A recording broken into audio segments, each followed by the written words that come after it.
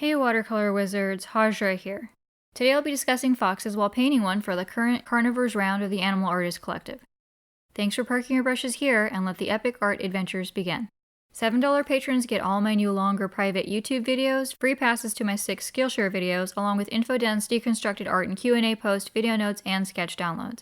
You can check out my public index of all my Patreon posts divided by category and with free public post links labeled for easy perusal by all. So I used a new palette that I had from a friend here for the first time. It's really cute, it looks like a lighthouse, and it's actually really good for an analogous color scheme like the one I'm painting in today because it has all of its little sort of wells in a row. And I'm using quinacridone gold and a vermilion mix for that perfect rusty rich copper of a beautiful fox coat.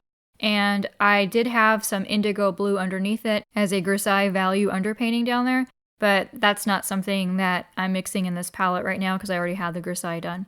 I was really interested in painting a fox being clever and pouncing as it went through hunting and seeking motions that foxes do so beautifully and gracefully. And I knew that I wanted it to be the long, lush copper winter coat on the fox and also in a snow scene with very minimal background and blue shadows a little bit for the snow and also on his body because blue and orange are complements. So the orangish fox against that blue shadow and the blue snow background really pops. I ended up with a long drawing on some cold press Arches watercolor paper. Again, I'm using the back side because I like the side with less texture. I ended up with 3 different fox poses instead of just one because I wanted to show the fox getting ready to jump in the middle of pouncing and then ending with the comical pose of the fox with his head and shoulders buried in the snow. So this is basically a triptych of 3 sequential images reminiscent of those trifold triptychs from medieval times or those other medieval paintings where the same character was doing a chronological action in different poses and different points in time, but in the same painting. And it's also related to art forms that were inspired by those medieval paintings as well as Eastern art, but came much later. And that would be sequential comic book illustrations in different panels. Spider-Man is one of those characters that if you read his comic book a lot growing up, you would see that he was drawn like this often, where you'd see various poses in the action of him maybe swinging from one side to the other of a page, often with the last intended to be the present pose being the darkest, while the others were more translucent.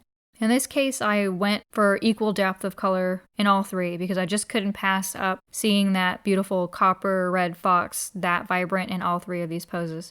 I did my sketch off camera, as I often do, and this time my sketches were mostly in paint, not in pencil. I usually do a lot of my sketches in paint, and I sort of left off doing that because of Instagram, but I think I'm going to start to go back to doing more of my sketches in freehand paint or in freehand ink like I used to do because the freehand pencil is just an extra step that I did for Instagram. It takes more time and it's unnecessary because I can do it all in paint and ink. So I basically did a blue-gray watercolor Grisaille value sketch as my prep before painting with the colors.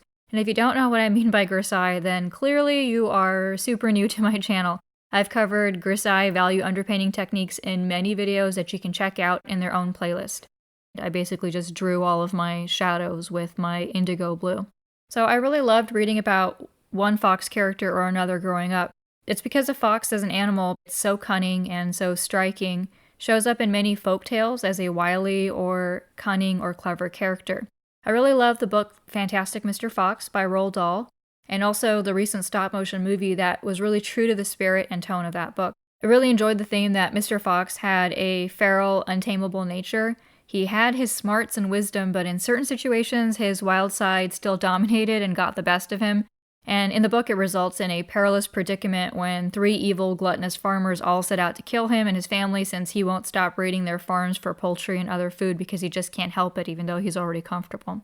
I also recall very fondly a vixen character in the book Firebird by Mercedes Lackey when I was a kid, and how this beautiful vixen, a female fox, helps the boyar's youngest son Ilya Ivanovich best his enemies, including the evil sorcerer the Kashchi. And one of the really charming things she did was eat the fastest and simultaneously in the daintiest manner that Ilya said he'd ever seen. Visually pictured that as I was reading that scene because I just thought it was just exactly the kind of thing a fox would do. You can't really see in this video. I'm using a new easel. It's called a Raza easel. This was really convenient for me to use, in fact, because I was able to, because it's so small and light and portable, I was able to do that Grisaille sketch with the paint when I was just hanging out on my bed. And then I didn't do the colors until later when I brought the easel back to my desk and painted while I filmed it. It was letting me do some of my work away from my desk, unlike what I used to do, which is with that giant drawing board, I had to sit at the desk the entire time. And I've done a video review of the Raza easel, and I'm also going to be having future videos explaining it.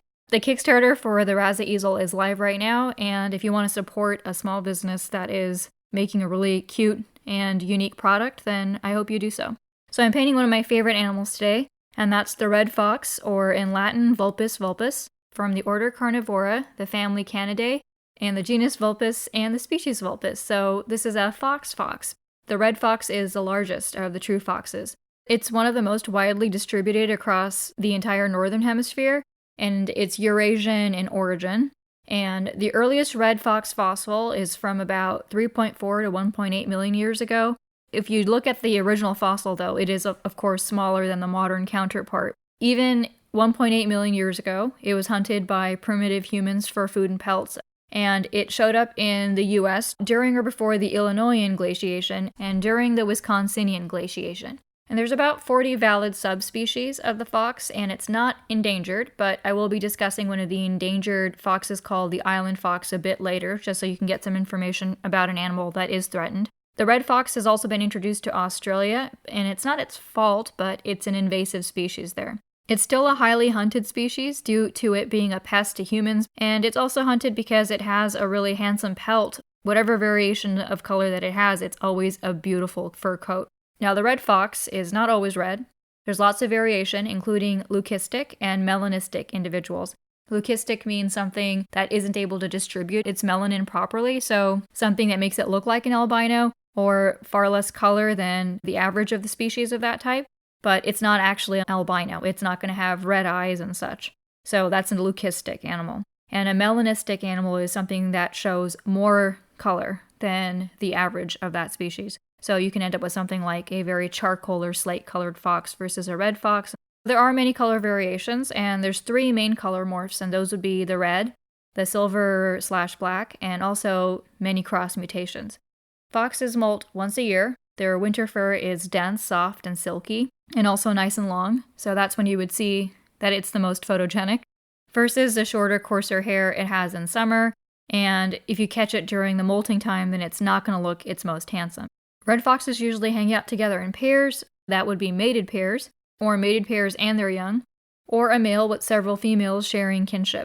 The fox is an omnivore, and it eats primarily small rodents, but also rabbits, game birds, reptiles, invertebrates, young ungulates, and some fruits and vegetables.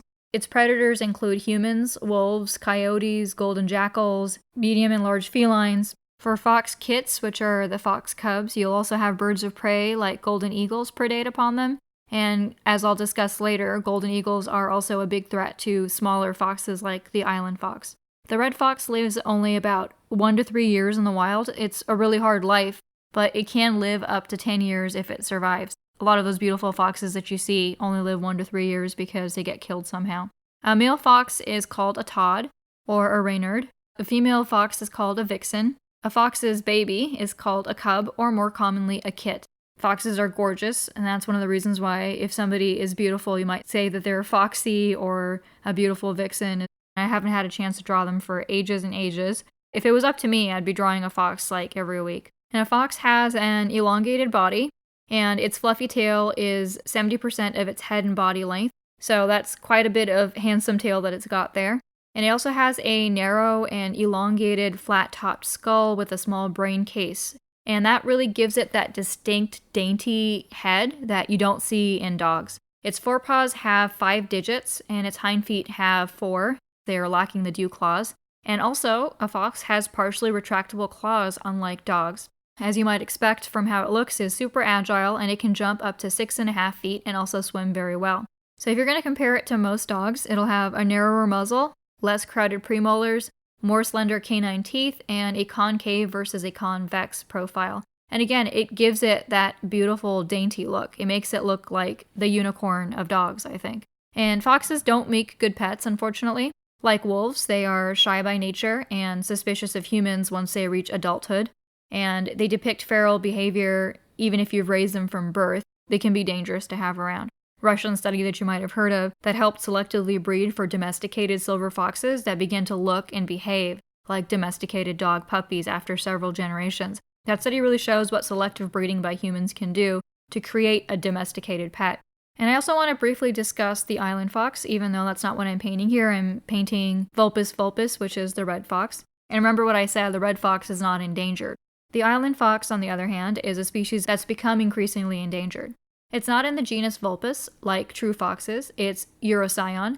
The only other extant member of that genus is the gray fox, from which the island fox is descended. So its binomial name is Urocyon littoralis, with no Vulpes in it. The island fox is endemic to the California Channel Islands, and in a past video when I was talking about the California scrub jay, I'd also mentioned in passing the island scrub jay as also being a delicate species found only on Santa Cruz Island. The island fox is similar, found only on some of the California Channel Islands, including Santa Cruz Island. The island fox developed as a species due to isolation to a few islands more than 10,000 years ago, and as a result it has no immunity to parasites. In fact, a disease was brought over by probably a tourist who snuck in his pet dog to Santa Catalina Island, and it caused a canine distemper outbreak there that wiped out 90% of the island foxes there.